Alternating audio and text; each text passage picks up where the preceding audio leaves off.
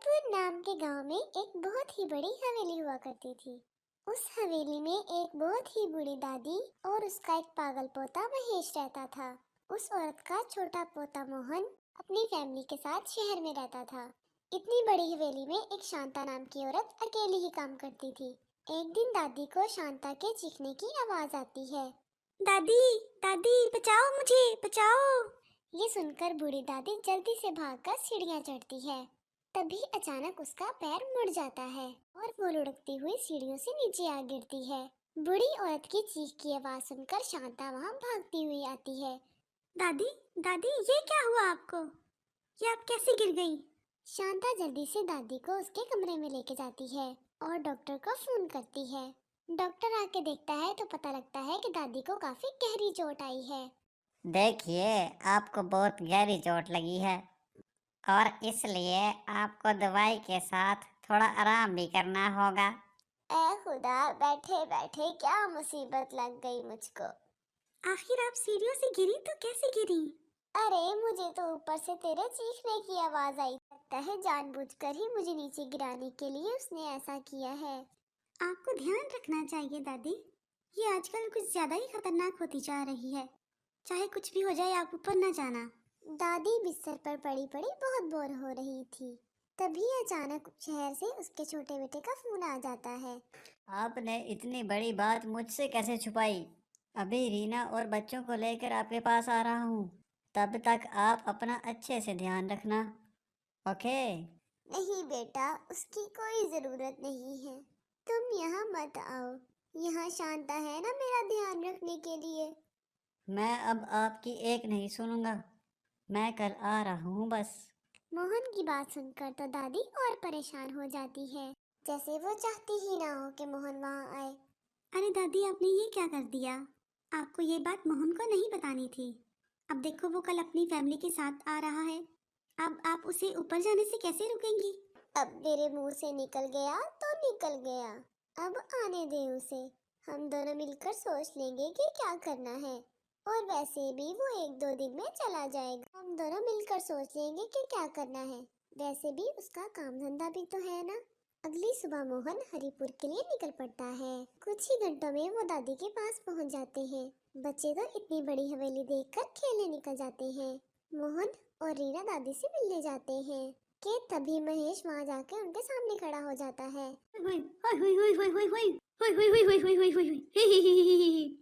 देखो, मेरी शादी है और मेहमान भी आने लगे हैं। तुम लोग मेरी दुल्हन से मिलके जरूर आना। वो वो ऊपर है, ऊपर है, ऊपर है। हाँ ठीक है, अभी तुम अंदर जाओ। तुम्हें अपनी दवाई भी तो लेनी है ना। चलो जाओ अंदर। चलो जाओ यहाँ से, कुछ भी बोलते रहते हो। शांता की बात सुनकर महेश नाराज होकर अंदर चला जाता है।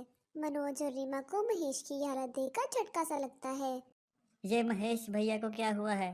जब यहाँ मैं कुछ साल पहले आया था तो वो सब ठीक थे, और ये क्या शादी शादी दुल्हन दुल्हन बोले जा रहे हैं। फिर मनोज अंदर जाता है और दादी से मिलता है। उसके बाद वो महेश की हालत के बारे में दादी से पूछता है। बेटा, अब मैं क्या बताऊं। एक दिन महेश छत पे खड़ा किसी की बारात जाते देख रहा था, तो अचानक जाने कैसे उसका पैर फिसला और वो नीचे गिर गया।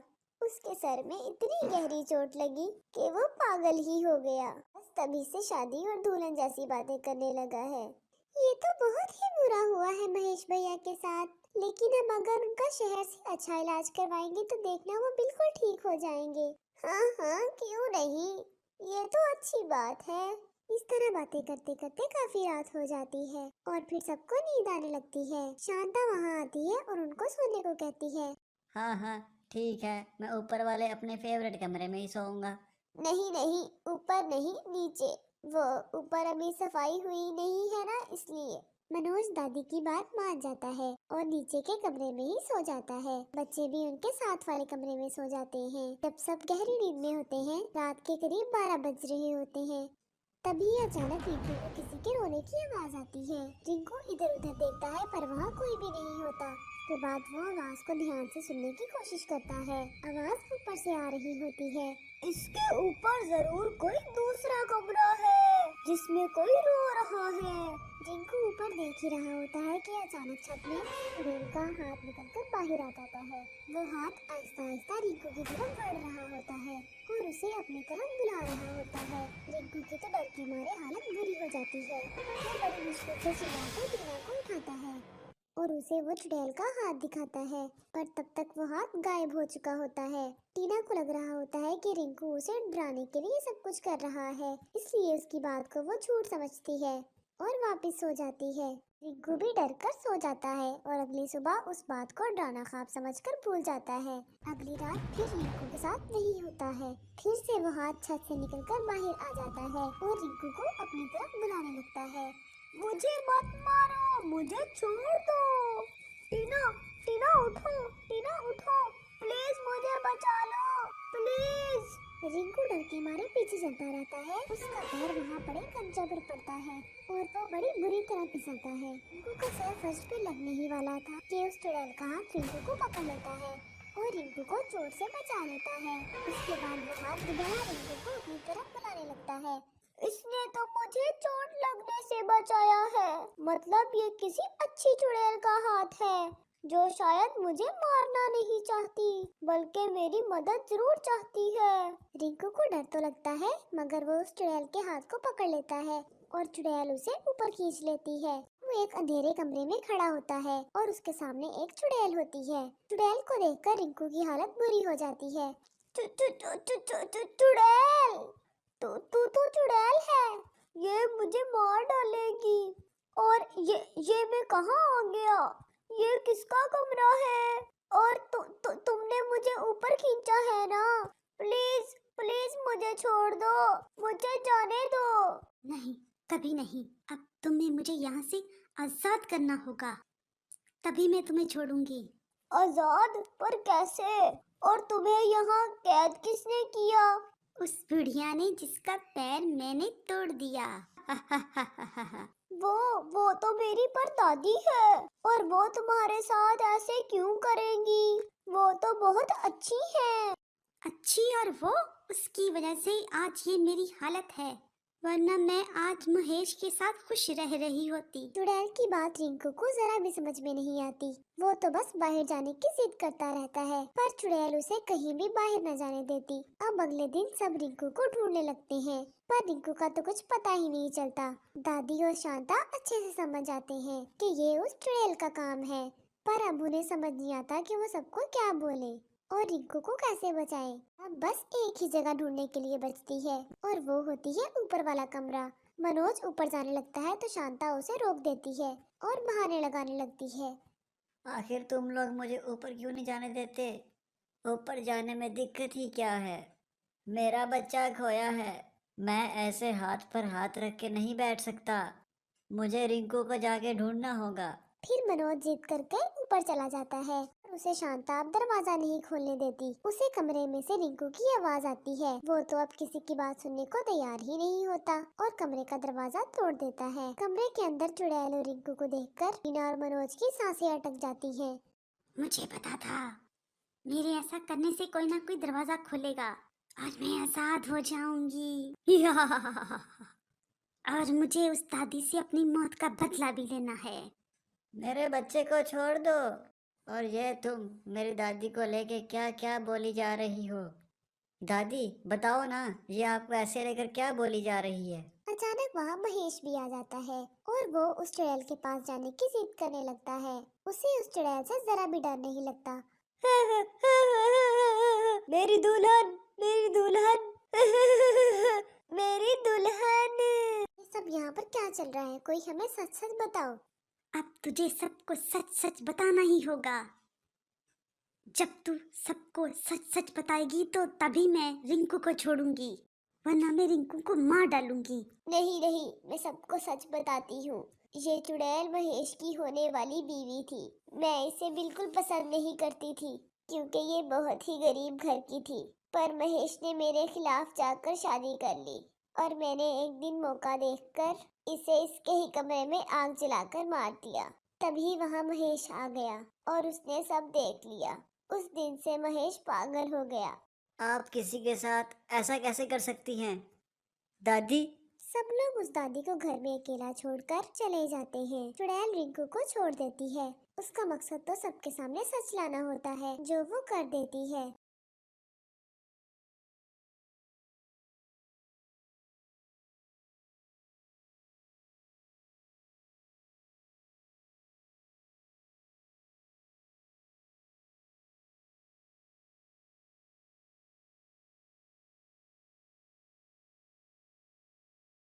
बहुत पुरानी चुड़ैल कस्बे के पास टूटी फूटी गार में रह रही थी। एक हादसे में लोगों की मार से बचने के लिए यहाँ छुपकर रह रही थी। इसलिए अब वो इंसानी नजरों में नहीं पड़ना चाहती थी। ठंड हो या गर्मी हो या बरसात, वो तभी गार से बाहर आती जब उसे लगता कि इंसानी लोग उस वक्त अपने घर में ही होंगे। उसी बीच वो गुफा से निकलकर अपने जरूरी काम कर लेती। यही उसकी जिंदगी गुजर रही थी। जैसे ही ठंड आती, उसकी एक मुसीबत बढ़ जाती, जो थी नहाने वाली।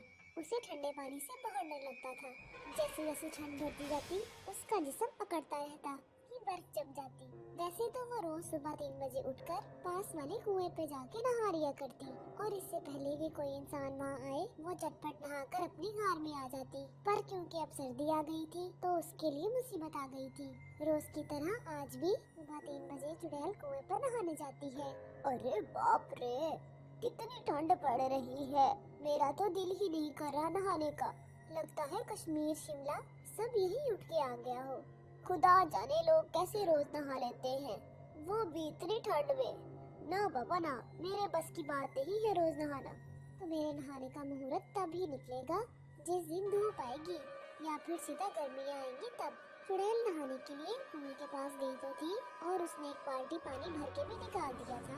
पर जैसे ही उसे ठंडे पानी से भरी बाल्टी में अपनी एक उंगली डबोई, उसकी सिट्टी बिट्टी गुल हो गई। आज फिर वो बिना नहाए ही वापस अपनी गुफा में आ गई। ठंड से कुरकुराती हुई वापस अपनी रजाई में घुस गई और सो गई। धूप सर पे चढ़ आती है। दोपहर के 12 बज जाते हैं। तब चुड़ैल की नींद भूख से खुलती है। अरे वाह, ये ठंड के मौसम में हल्की हल्की धूप की किरणें, कितना अच्छा लग रहा है। काश कि सुबह नहाने के वक्त भी धूप ऐसे ही रहा करे। पर ये तो हो ही नहीं सकता ना, क्योंकि सूरज तो अपने वक्त पर ही निकलेगा, और इस वक्त मैं बाहर जा नहीं सकती। ऊपर से भूख भी बहुत लग रही है। फिर चुड़ैल कुछ फल खाकर अपनी भूख शांत करती है और रात होने का इंतजार करने लगती है। क्या करूँ, मैं तो अब बोर होने लगी हूँ। रोज के रोज पूरा दिन गार में घुसे रहूं। इधर चिंटू की मम्मी उसे 1 घंटे से आवाज लगा रही थी। अरे चिंटू, कब से पानी गर्म हो रहा है? आके नहा ले अब तो। यह पूरा हफ्ता ऐसे ही निकालना है बिना नहाए। खुदा जाने मैंने कैसे कर्म किए थे, जो ऐसी निकम्मी औलाद मिली मुझे। अरे मम्मी, क्यों चीख रही हो? अभी 5 दिन तो हुए हैं बिना नहाए। संडे तो नहीं आया ना अभी। नहा लूंगा पूरा हफ्ता होने से पहले। ना कहकर वो वापस अपने कमरे में जाके रजाई में घुस के फोन चलाने लगता है। फिर रात हो जाती है। चलो अब तो 11 बज ही गए हैं। वैसे भी इतनी ठंड में कौन बाहर रहेगा अपनी कुल्फी जमाने को। चलो अब चल के बाहर का नजारा देखा जाए। भूख भी तो मिटानी है अपनी, वरना कल पूरा दिन गार में रहना पड़ेगा। छुपती छुपाती लोगों की नजरों से चुड़ैल सुनसान सड़क पर शिकार का इंतजार करती है। वो देखती है कि एक साइकिल पे कोई जा रहा होता है। सर कालो खटिया जाड़ा लगे, सर कालो खटिया जाड़ा लगे, जाड़े में बलमा प्यारा लगे। ओहो, खटिया सड़कानी है, चल आजा सरकाते हैं खटिया दोनों साथ में। ये कहकर वो साइकिल वाले के छींतरे छींतरे कर देती है और उसका सारा खून पी जाती है और उसका मांस खाकर अपनी भूख मिटाती है। कुछ तो गर्माहट आई और पेट भी भर गया। अब यहाँ ज्यादा देर रुकना सही नहीं, किसी ने देख लिया तो लेने के देने पड़ जाएंगे। फौरन वहाँ से चुड़ैल रफू चक्कर हो जाती है। फिर सुबह के 3 बजते हैं और चुड़ैल जैसे तैसे हिम्मत करके कुएं पर नहाने जाती है। पर ठंडे ठंडे पानी को छूते ही उसका इरादा फिर बदल जाता है और वो बिना नहाए फिर से वापस आ जाती है। इसी तरह 1 महीना निकल गया। अरे इतनी खुजली क्यों हो रही है मुझे? ऐसा तो मैंने कुछ नहीं खाया जिससे मुझे एलर्जी हो जाए। कहीं ऐसा तो नहीं मैंने किसी खुजले वाले इंसान को अपना शिकार बना लिया हो? उसके खून की वजह से मुझे खुजली की एलर्जी हो गई हो। नहीं नहीं, ऐसे में मैं कहाँ जाऊंगी, डॉक्टर पर जा नहीं सकती और दवाई मुझे पता नहीं है, क्या करूँ। हाय राम, खारिश कर कर की हालत खराब हुई जा रही है। 1 महीना हो गया था चुड़ैल को बिना नहाए, जिसकी वजह से उसके पूरे जिस्म पर खारिश होने लगती है। पर चुड़ैल को अंदाजा ही नहीं था कि ना नहाने की वजह से उसके जिस्म पर गंदगी से खारिश हो रही है। इधर कुएं के पास वाले घर में ममता और लाला खाना खा रहे थे। तभी ममता नाक सुकड़ते हुए बोलती है, अरे आपको भी क्या बदबू आ रही है, या मुझे ही आ रही है सिर्फ बदबू? कैसी बदबू? मुझे तो नहीं आ रही। ठंड का बहाना बनाकर हफ्तों नहीं नहाते, उसे तो वैसे भी आदत हो जाती है गंदी बदबू की। तुम्हारी नाक को तो वैसे ही आदत रहती है सर्दी में इस बदबू की। बकवास बंद करो और चुपचाप खाना खाओ और सो जाओ। मुझे सुबह ऑफिस भी जाना है। और ये क्या रोज रोज नहाना नहाना लगाए रखती हो? ये परफ्यूम डियो हम जैसों के लिए ही कंपनी बनाती है, वरना बताओ इन्हें कोई क्यों खरीदेगा? बोलो बोलो, हम जैसे लोग ही इनको रोजगार देते हैं। देखा जाए तो जाके दुकान वाले से पूछना, सर्दी में उसकी दुकान से कितने परफ्यूम और डियो बिकते हैं। बड़ी आई नहाने का पाठ पढ़ाने वाली। नोक झोंक के बाद दोनों जाके सो जाते हैं। यहाँ रोज की तरह चुड़ैल अपना शिकार करने सड़क पर जाती है। जो बकरा फंसता उसका खून पीकर कुएं पे नहाने चली जाती है। पर महीने भर ना नहाने की वजह से जहाँ जहाँ से वो गुजरती हर जगह बुरी बदबू फैली जा रही थी, जिसकी वजह से लोगों की नींद खुलने लगती है। लगता है गंदी बदबू चिंटू के कमरे से आ रही है। इस घर में वही है मलच्छी जिसको नहाने में मौत पड़ती है। अभी पूल पार्टी करने का बोल दो तो नहाने में कोई मसला नहीं होगा उसको। और यहाँ बदबू की वजह से ममता भी परेशान होकर उठ जाती है आधी रात को ही और सूंघ सूंघ कर देखने लगती है ये भयंकर बदबू कहाँ से आ रही है। ये सड़े चूहे जैसी बदबू कहाँ से आ रही है? वो लाला को देखती है और उसे सूंघने लगती है। लगता है कि लाला जी से ही बदबू आ रही होगी। यही तो नहीं नहाती है हफ्तों तक। जब कीड़े पड़ेंगे तभी समझ आएगा इनको। मैं तो इस झंड में नहीं सो सकती। इधर चुड़ैल रोज की तरह कुएं से पानी निकालती है और उसे छू कर देखती है। अरे बाप रे, लगता है जैसे जिसम में करंट दौड़ गया। कितना बर्फीला पानी है। अरे नहीं नहीं, मैं नहीं नहा सकती इस बर्फीले पानी से। मैं ऐसे ही सही हूँ। अब तो जब गर्मियाँ आएंगी तभी नहाऊंगी। और तो फिर से बिना नहाए ही वापस आ जाती है। अरे मरी रे मरी, क्या करूँ, कहाँ जाऊँ? इस खुजली से कैसे छुटकारा पाऊँ? ना ठीक से सो पाती हूँ ना शिकार खा पाती हूँ।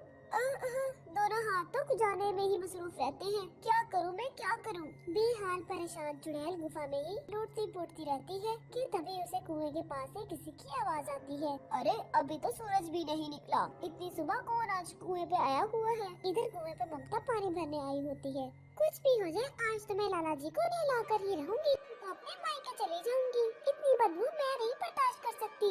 आज मैं पहले ही पानी गर्म करने वाली रॉड लगा दूंगी और उनके नहाने से पहले ही गर्म पानी वहाँ रख दूंगी। फिर देखती हूँ आज कैसे नहीं नहाते। पानी गर्म करने की रॉड, ये क्या होता है?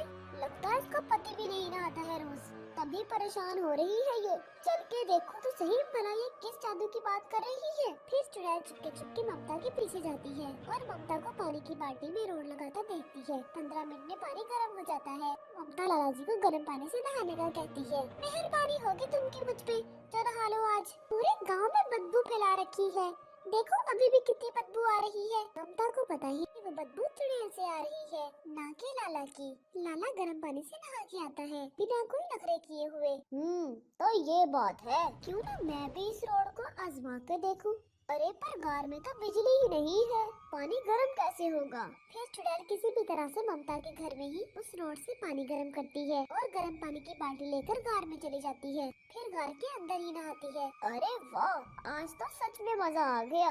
ये कैसा जादू है इंसानी लोगों के पास, जिस पर ठंड में भी नहाने में गर्मी वाले मजे। आज महीनों बाद नहाकर कितना मजा आ रहा है और कितना सुकून मिल रहा है। तभी चुड़ैल नोटिस करती है कि उसकी खुजली भी बंद हो गई है। लगता है ना नहाने की वजह से ही खुजली हुई थी। अब ऐसा कभी नहीं करूँगी। अब चुड़ैल हर 2-4 दिन में छुपके किसी न किसी इंसानी घर से रोड से पानी गर्म करके लाती और नहाती। अब वो ठंड में भी नहाने लगी थी।